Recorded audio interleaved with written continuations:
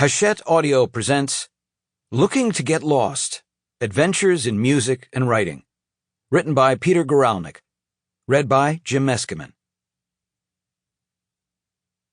Dedication. For Susan and Tommy, Betty and Wally, Phil and Rose, Ruby and Nina. Prologue. Having a Party. Simply put, this is a book about creativity. Like so many other things in my life, this is a realization I have come to only after the fact. When I first started writing profiles, see Falling into Place and Whose Skip James Is This?, it was with the idea of putting what gifts I had at the service of a greater cause. But gradually, over the years, I've come to recognize what has always fascinated me, apart from the very idiosyncratic nature of each and every person that I've ever written about, was the imaginative impulse that drove them all, not the material dreams. Even in the case of a fabulist like Colonel Tom Parker, I would argue that this was by no means his primary motivation, but what it was in their makeup that led them to express themselves in so particular and individuated a manner.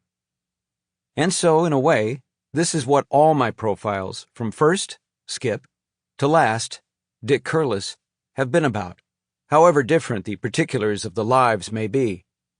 In some cases, as with the unique collaboration between Elvis Costello and Alan Toussaint, the artist may be exceedingly self-aware.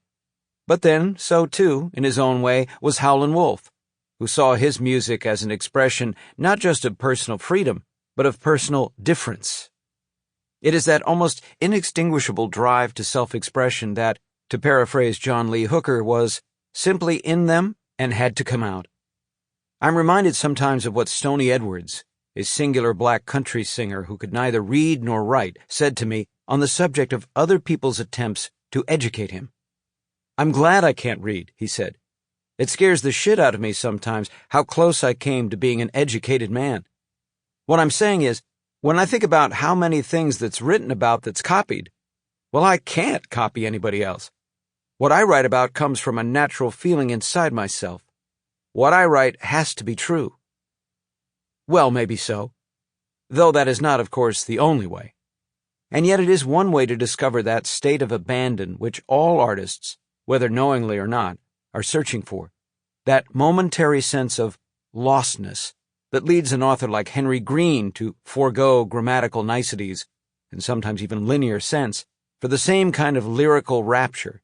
In Green's case, it might best be described as verbal drunkenness that permits a musician like Jerry Lee Lewis. Sample complete. Ready to continue?